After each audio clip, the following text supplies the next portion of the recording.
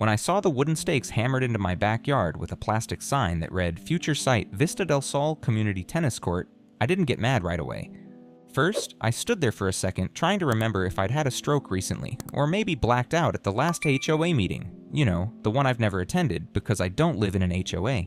Then I saw my 10-year-old son, Jaden, sitting on the steps of our back deck, holding the crushed remains of his Lego drone, the one he'd been working on for weeks, right where the court boundary flags ran through the patch of yard he called his launch zone. That's when I got mad, and that's when I looked up and saw her. Karen Lamont, HOA queen, local menace, and walking embodiment of every suburban nightmare. She was standing on the edge of the property line like she owned the air I was breathing, holding a mug that probably said something like live, laugh, litigate, and smiling like this was a bake sale, not an attempted land grab. "Oh, Elijah," she called out sweetly, "don't worry. The HOA board voted unanimously. It'll be beautiful when it's done, a real contribution to the community spirit." I stared at her, then at my yard, then back at her. There were 5 surveyor flags staked straight through our garden beds, 3 on the lawn, and 1 directly through the base of Jaden's foldable plastic table, the one we got him last Christmas so he could have his own space to tinker outside. I wasn't just seeing red, I was seeing a fully rendered, architecturally approved 3D model of what it'd look like when I took a flamethrower to a tennis court. But I didn't say a word. Not yet. Because I've learned one thing after 5 years in aerospace engineering. If you want to hit escape velocity, you don't punch the throttle in the driveway. You wait for launch window, and when that window opens, you do not miss. Let me rewind a bit. My name's Elijah Carter. I'm 38, husband, father, and a senior integration engineer at SpaceX. Translation? I make sure autonomous navigation systems don't freak out when you strap them to a few million pounds of explosives and launch them into low Earth orbit. I don't play games with safety, or with my family, or with my property. When I got the offer to move from Florida to join the Hawthorne team full-time, I sat down with my wife Leah and we made a list. Not a dream list, a requirement list. And right up there, with no earthquakes big enough to rearrange furniture and decent school for Jaden, was this. No HOA, not near one, not across from one, not, well, technically you're grandfathered in. None.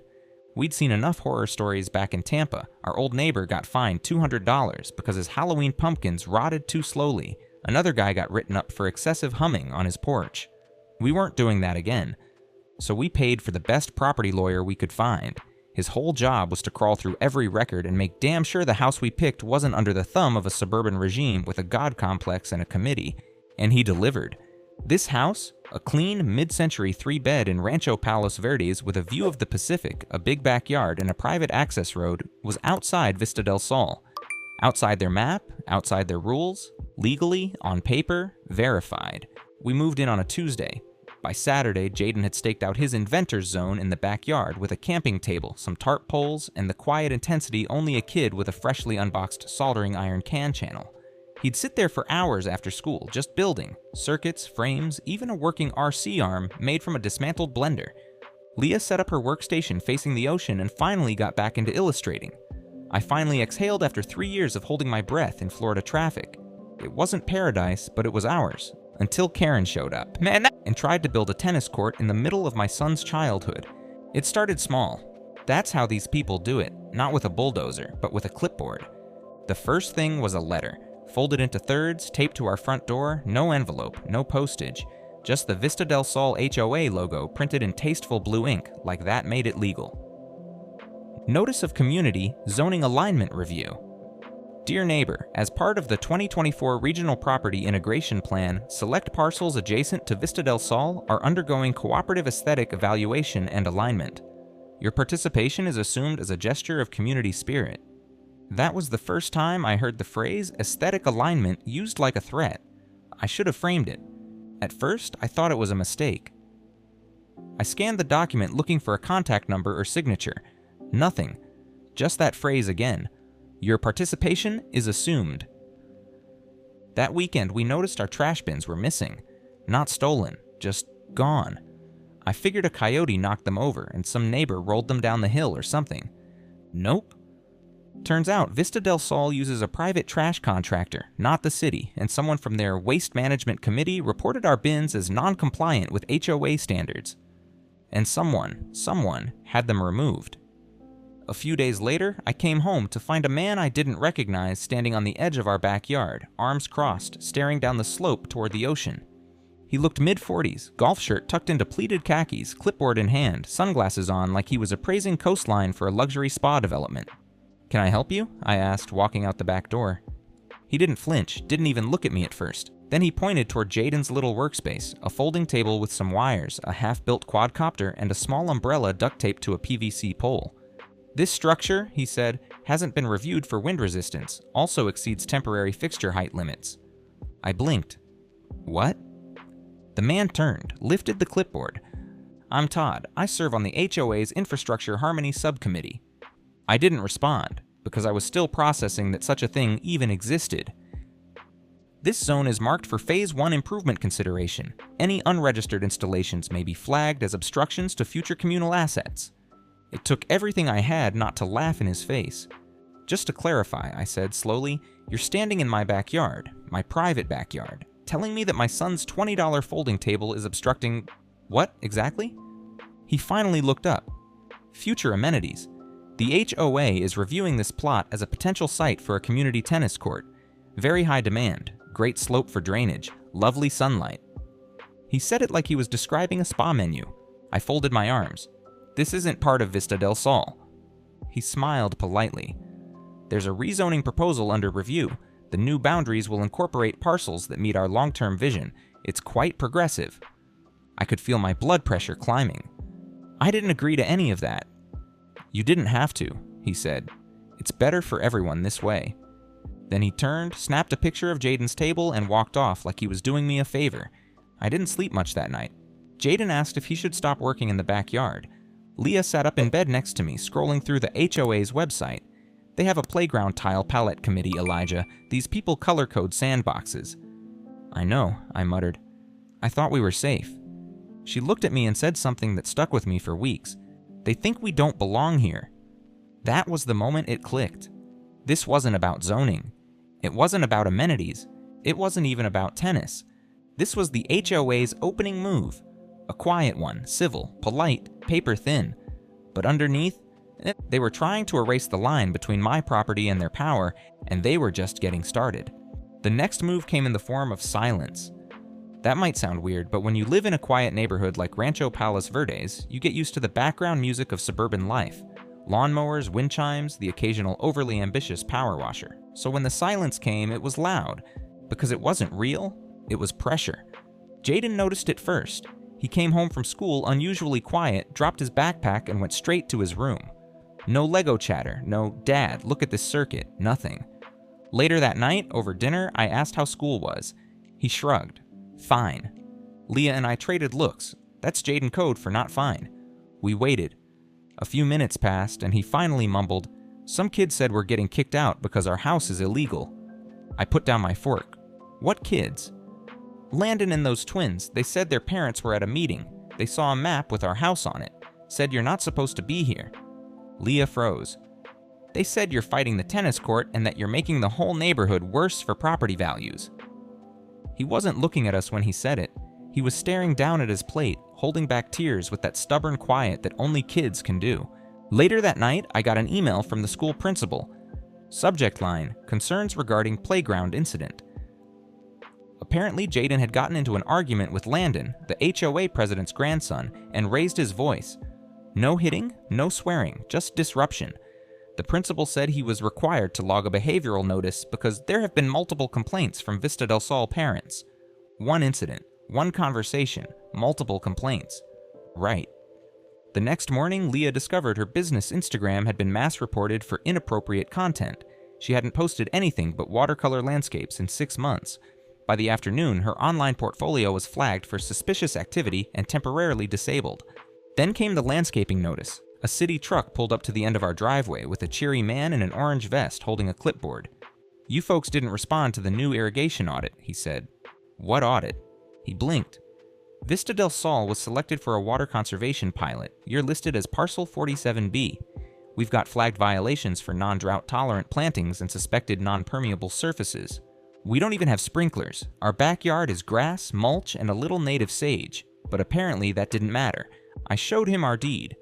The man scratched his head, shrugged, and said, "Might be a clerical thing. I'll just mark you as non-cooperative for now." "Excuse me?" "Don't worry, it's just until it gets sorted. Happens all the time." He left a fluorescent tag on our mailbox.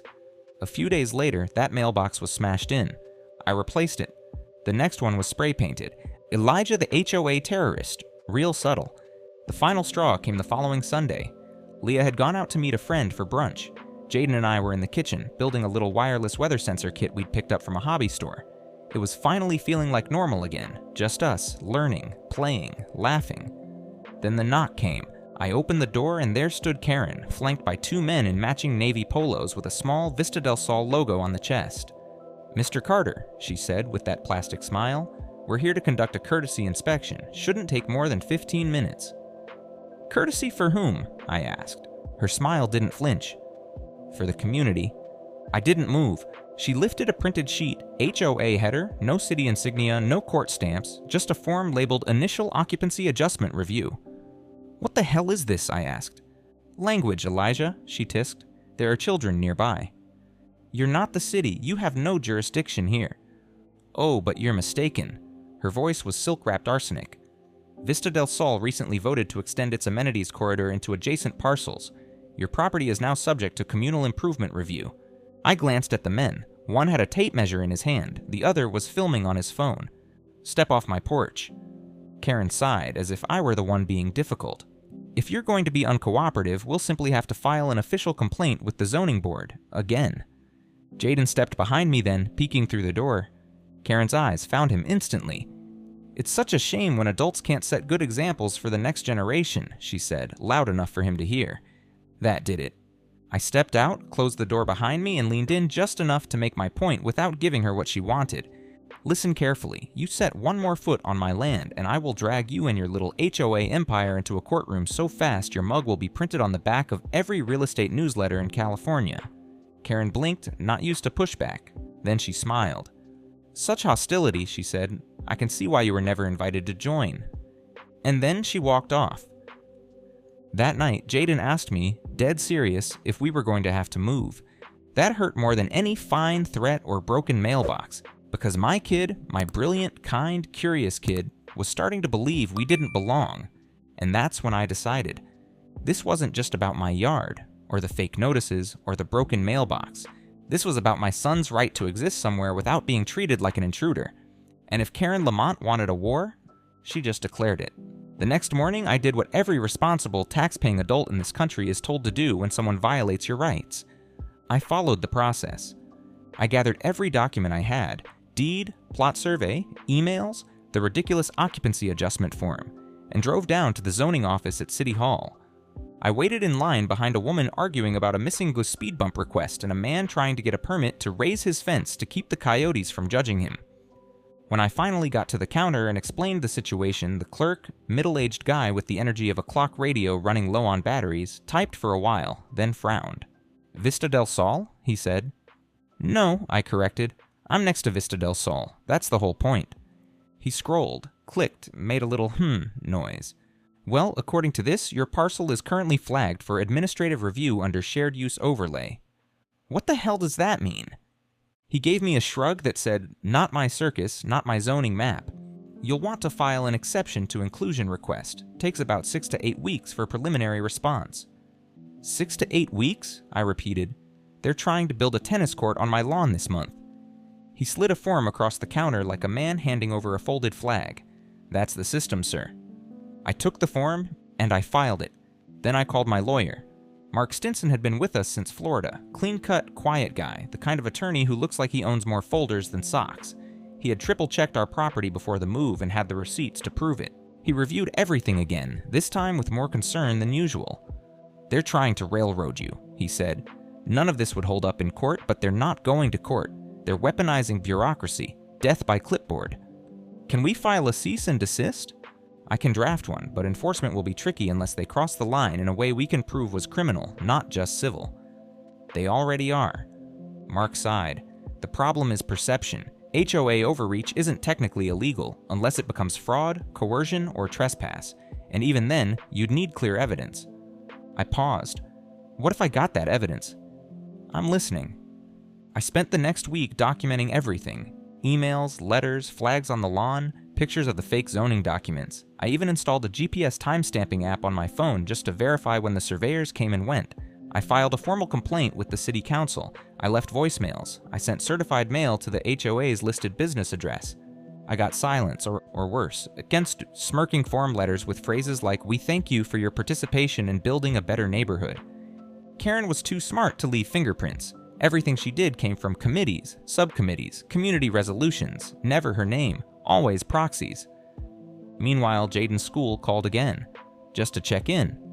Apparently someone had submitted an anonymous tip that he was struggling emotionally due to domestic instability. I nearly broke the damn phone. Leah tried to rally a few neighbors. Turns out a lot of them did think the court was a good idea. They'd heard it was already approved and technically part of Vista del Sol anyway. Some even thought we'd been invited to join and were just being uncooperative. That's when I realized something terrifying. Karen wasn't just manipulating process, she was rewriting reality. She didn't need the law on her side. She just needed enough people to believe she had it, and to act accordingly. She didn't have to prove I didn't belong. She just had to make enough noise that no one cared when I said I did. It was Leah who finally said it out loud. They're not going to stop unless someone makes them afraid to keep going. I looked up from my laptop. You mean, like, legally afraid? She stared at me over her tea. I mean consequences. Real ones. The kind that don't get mailed. The kind that ruin someone's dinner. That night, while Leah put Jaden to bed, I sat on the back deck and stared at the ocean, running through everything I'd done right. All the emails, the phone calls, the polite refusals, and realized that Karen had never played by those rules. I'd been following the map, but she'd been drawing her own. And if I wanted to win, I needed to stop walking and start designing my own route, because there was only one way this ended, and it wasn't with a handshake, it was with a reckoning. If there's one thing I've learned from working in aerospace, it's this. Everything leaves a trail. You can't launch a rocket without telemetry, you can't fake thrust data, you sure as hell can't pass off fiction as fact without leaving something in a database somewhere for someone like me to find.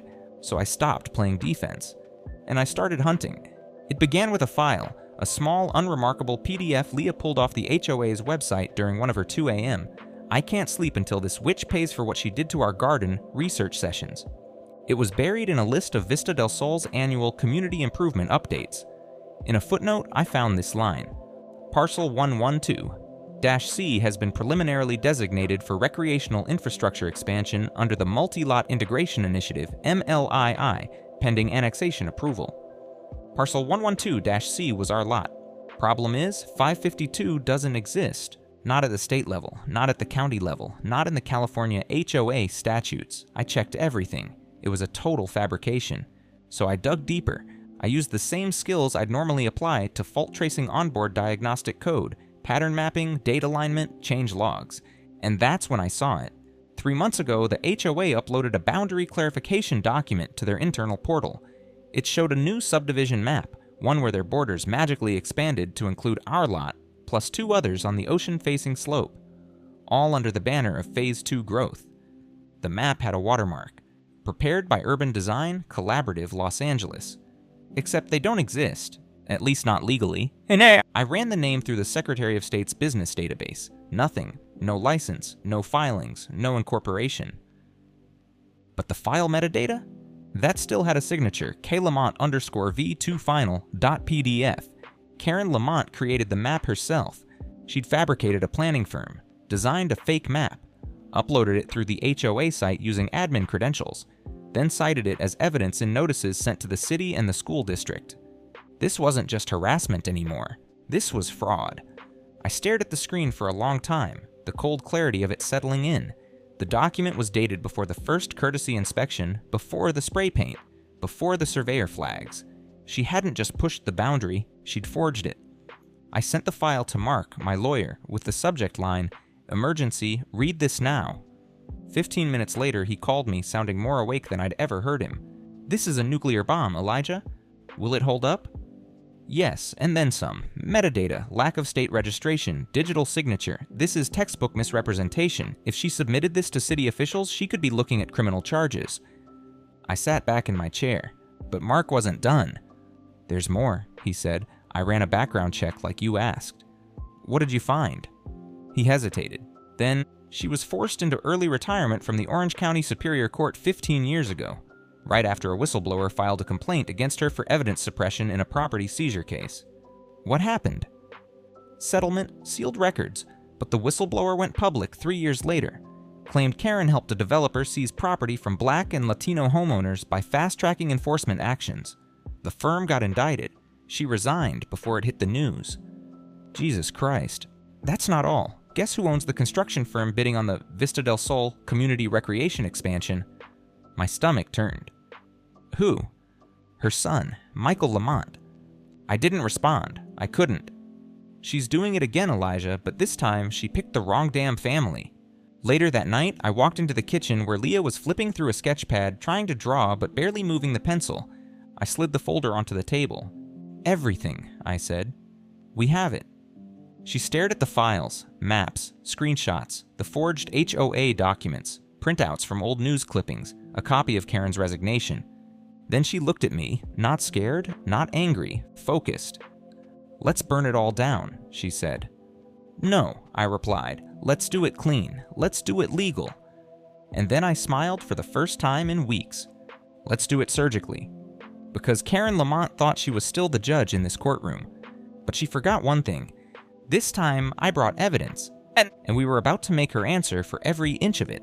I've designed navigation systems for rockets that can thread a needle at 17,000 miles per hour. Building a plan to take down a corrupt HOA queen? Honestly, not that different. You start with trajectory, then you calculate force, friction, fallout. You account for every variable, especially the human ones, and then you fire. The first variable was Mark. My lawyer had gone from mildly irritated white-collar defender to cold-blooded legal tactician overnight. He spent the better part of a weekend drafting a formal fraud and misrepresentation complaint for submission to the California Department of Consumer Affairs, the State Bar Ethics Division, Karen had kept her license active, and the County District Attorney's Public Integrity Division. He also sent Karen a legal demand letter, citing fraudulent boundary expansion, impersonation of a municipal planning agency, and misappropriation of community funds. You think she'll respond? I asked. Mark smiled. But she'll blink, and that's what we need. Meanwhile, I called in Aisha Goel. Aisha's a cybersecurity lead at SpaceX.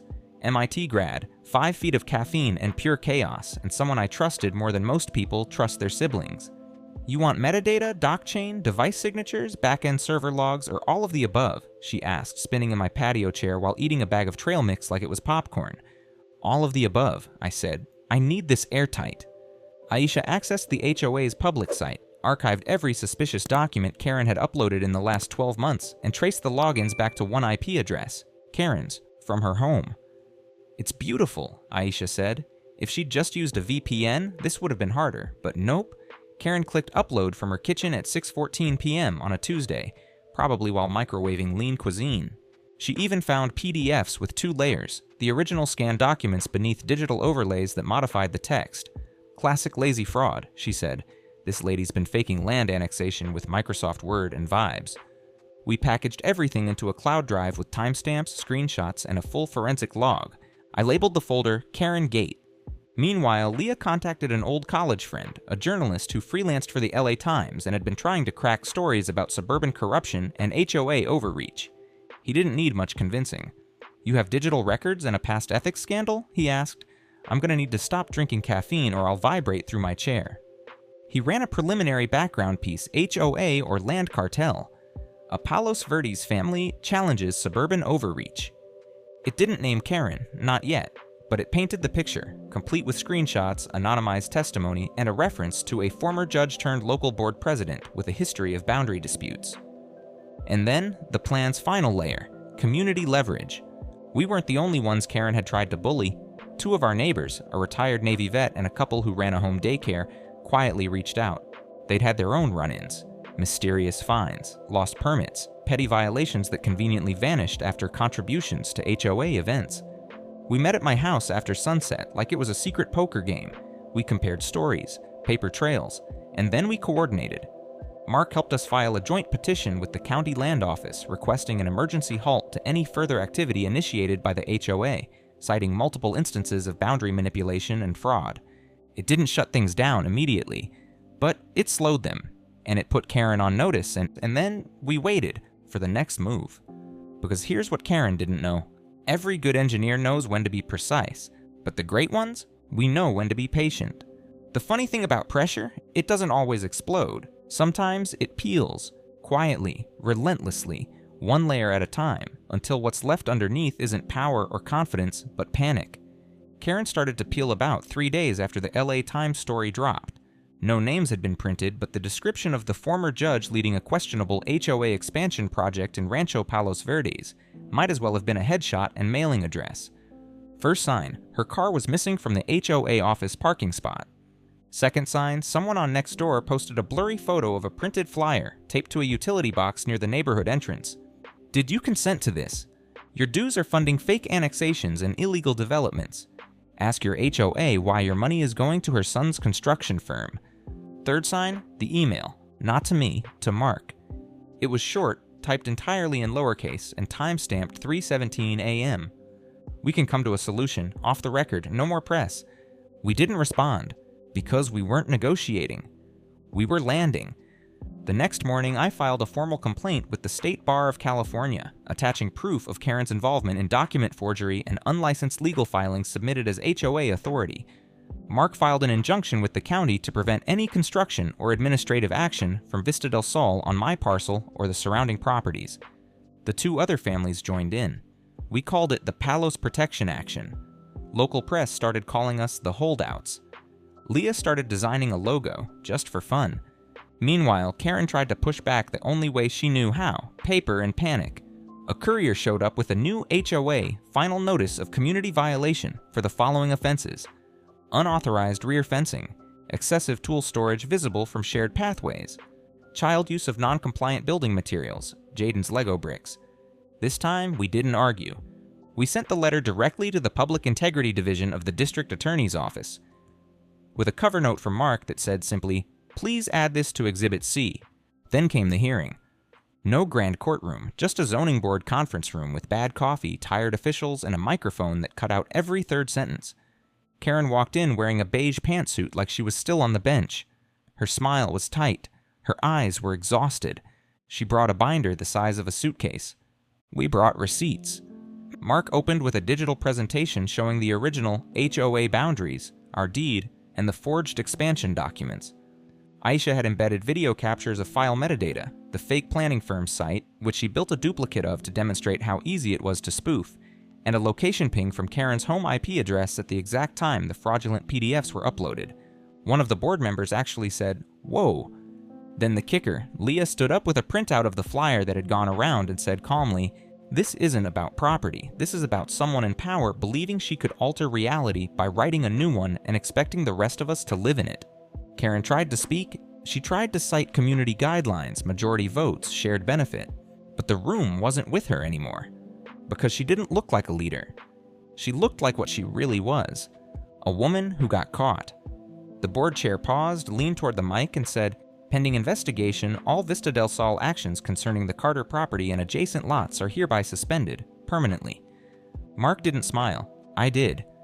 That night, Jaden asked if it was over. "Not yet," I told him, "but the hard part's done." Then my phone buzzed. It was a news alert. Former judge under investigation for HOA corruption and fraud. Subheader: Public records tie Vista del Sol. Board president to falsified annexation plan, family kickbacks, and history of misconduct. And beneath it, a photo of Karen leaving the zoning hearing, shielding her face from the camera. You could almost see the layers peeling off her as she walked. It's one thing to win quietly, it's another to win publicly. And what happened next wasn't just exposure, it was a detonation. The week after the zoning board hearing, the LA Times ran the follow-up piece. Former judge, now HOA president, under investigation for land fraud in Palos Verdes. Karen Lamont faces scrutiny over fabricated zoning documents, secret construction contracts tied to family businesses, and attempts to annex private property through false HOA authority. They published the evidence, not all of it, just enough. A redacted version of the fake planning firm registration, screenshots of the altered parcel maps, a timeline of her resignation from the bench coupled with quotes from former legal colleagues who had long-standing concerns about her ethics. And then came the quote from Leah. If this had happened to someone without the time, the money, or the technical background to fight it, Karen Lamont would have stolen their home with a fake PDF and a clipboard. That line got picked up, syndicated. Within 48 hours, the story had legs. Reddit, Twitter, local morning radio. It wasn't just a zoning issue anymore, it was a cautionary tale. A reminder that suburban power doesn't always come with a badge, but sometimes it comes with worse, unchecked influence. Karen's face was everywhere, on news tickers, in memes. One of them had her holding a tennis racket photoshopped onto a Monopoly board with the caption, "Community Chest, go directly to jail." The state bar opened an emergency ethics review, the DA confirmed an active investigation. The HOA's general membership called an emergency vote and ousted her as president by a 91% margin. And then it hit the real crescendo. The county filed charges. Not civil, criminal, forgery, fraud, unauthorized use of public documents, attempted misappropriation of private property, abuse of power under false representation. It wasn't just a slap on the wrist, they were talking jail time. On the day of her arrest, Karen walked out of her house in sweats and sunglasses like a retired game show host caught stealing casino chips.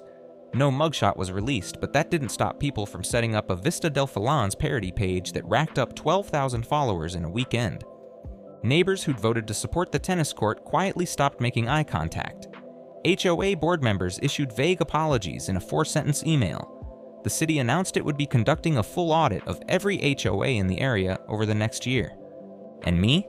I didn't say a word, didn't do interviews, didn't gloat online, didn't even reply to the "good for you, man" texts that started flooding in from people I barely knew.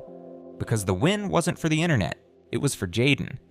It was the look on his face when I told him we weren't moving, when I showed him the backyard plans, his plans, and told him no one would ever put a single flag in our lawn again unless he was the one planting it.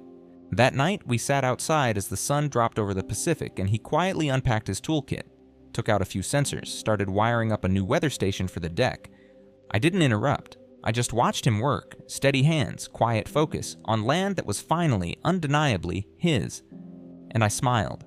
Because some people chase justice in courtrooms. Me? I chase it with evidence, precision, and a goddamn spreadsheet. A month after the charges hit, the neighborhood was quiet again. Not the tense, held breath kind of quiet we'd lived through. Not the false calm of HOA letters fluttering onto our porch like polite threats. Real quiet. Just birds, wind through the eucalyptus, and the hum of Jaden's weather station purring gently in the corner of the deck. He named it Project Unbothered. The irony? The lawn had never looked better. Not because I was trying to please anyone, but because after everything, mowing it felt like flipping off Karen in slow motion. Line by line. Her house sold quickly. Cash buyer. Rumor was she signed the deed over as part of a settlement deal. No goodbye, no note, not even one last memo. Just gone. Leah's art account fully restored. She got invited to an exhibit themed around suburban resistance. Her piece, an abstract print of HOA violation forms folded into origami, sold before opening night. Jaden? He started a YouTube channel, nothing flashy, just build logs, time lapses of his little inventions, a few tutorials. One video titled "Why My Backyard Belongs to Me" ended up on the Reddit front page. He got fan mail from a kid in Texas. As for me, I never joined another neighborhood committee, never filed a civil suit, didn't even cash the small restitution check the county sent after Karen's sentencing. I framed it. It hangs above my workbench, a reminder that the system's slow, but it does work, if you push it the right way. Patiently, logically, with more evidence than anger and more planning than pride. That's the thing about engineers. We don't yell, we design. And eventually, even the most finely polished facade will fail, if it's built on a lie. So yeah, the backyard's quiet again. Jaden's launching a new drone, Leah's sketching the view. And me?